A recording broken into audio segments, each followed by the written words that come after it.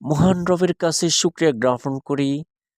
দীর্ঘ ১ মাস সিয়াম সাধনার পর সলাতুল ঈদুল ফিতরের নামাজ আদায় করেছি দক্ষিণ এশিয়ার অন্যতম আলেমে দ্বীন, আলেমকুলের শিরোমণি চট্টগ্রাম আন্দারকিল্লা শাহী জামে মসজিদের সম্মানিত খতিব আওলাদে রাসূল আলহাজ হযরত মাওলানা সৈয়দ মোহাম্মদ আনোয়ার হোসেন তাহের জাবিরি আল মাদানী সাহেব কেবলার সাথে।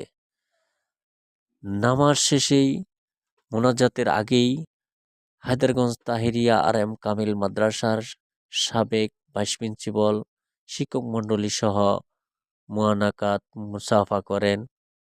নামাজ শেষে মোনাজাতের মাধ্যমে বিভিন্ন দেশ ও প্রবাসী যারা আছেন তাদের জন্য দোয়া করা হয়েছে এবং কি বিভিন্ন কান্ট্রির ইসলামিক দেশগুলোর জন্য দোয়া করা হয়েছে। আর সকলের কাছে আকুল আবেদন করছি হুজুরের জন্য সবাই খাস করে দোয়া করবেন। আল্লাহ পাক রব্বুল আলামিন যেন তাকে দীর্ঘ নেক হায়াত দান করেন। তারই পাশাপাশি এই মাদ্রাসার জন্য সবাই দোয়া করবেন। এই হায়দারগঞ্জ তাহেরিয়া আর এম কামিল মাদ্রাসা যেন দ্বীনের দায় ইলাল্লাহ হিসাবে কবুল করেন। আর আমাদের পাশে থাকবেন। আমাদের চ্যানেলটি সাবস্ক্রাইব করে পাশে থাকবেন।